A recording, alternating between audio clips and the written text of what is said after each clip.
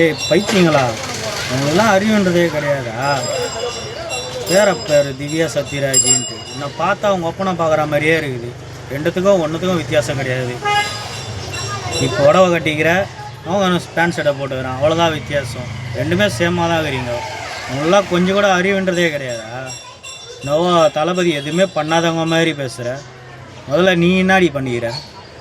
அவங்களாம் மரியாதைலாம் கொடுக்க மாட்டாங்களாம், மரியாதை வேறு கொடுக்குறாங்க. மூஞ்சி அதிகம் பாரு. அது கேளு, நாங்கள் சொல்கிறத விட அது ஒரு அக்கா நம்ம அக்கா சொல்லுவாங்க, கேளு. உரைக்குதா சூடு சொன்னேன் அப்பயாவது இருக்கா பார்க்கலாம். விஜய்லாம் ஒரு ஆளா? மக்களுக்காக அவர் என்ன பண்ணிருக்காரு? இதை நான் கேட்க கிடையாது, திவ்யா சத்யராஜ் கேட்டிருக்காங்க. இளைய தளபதி விஜய் தாக்கப்பட்டார்.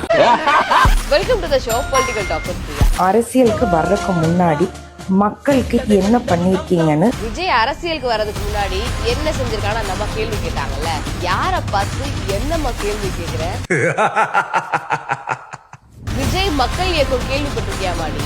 டீ கடைக்காரர் பொண்ணு +2ல 1109 மார்க் வாங்கியிருந்தா. அவளோட மொத்த படிப்பு செலவை அப்பவே செஞ்சு கொடுத்தாரு. இது மட்டும் இல்லாம அப்பவே 200 இன்ஜினியரிங் ஸ்டூடெண்ட்ஸ்க்கு 70 மெடிக்கல் ஸ்டூடெண்ட்ஸ்க்கும் கார்டியனா விஜய் இருந்தாரு. அதே மாதிரி இலவச பாடசாலை, இலவச கல்வி உதவின்னு நிறைய சொல்லிக்கிட்டே போகலாம். ஸ்டாலின் மேயரா இருக்கும்போது புயல்ல பாதிக்கப்பட்ட மக்களுக்கு 100 அரிசி மூட்டையை விஜய் கொடுத்திருந்தாரு. அனிதா மரணமானப்போ நேர்ல போயிருந்தாரு. ஜல்லிக்கட்டுக்காக குரல் கொடுத்தாரு. பிளட் டொனேஷன் கேம்ப், அன்னதானம் கொடுக்கறது, ஈழ மக்களுக்காக குரல் கொடுத்தது. இந்த மாதிரி விஜய் அரசியல் வர்றது முன்னாடியே நிறைய விஷயத்த சொல்லிக்கிட்டே போலாம். அவர் நிறைய செஞ்சிருக்காரு. அது சரி, இதெல்லாம் உங்களுக்கு எங்க தெரிய போகுது?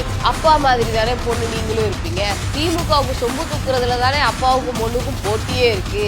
விஜய் மேல எனக்கும் சில விஷயத்துல காண்டு இருக்கு. அதுக்காக திமுக காரங்கெல்லாம் விஜய் அடிக்க விட்டுருவானா? விஜயை பத்தி நாங்க சொல்றதை விட உங்க அண்ணன் சிவி சத்யராஜ் கிட்டே போய் கேட்டு தெரிஞ்சுக்கோங்க.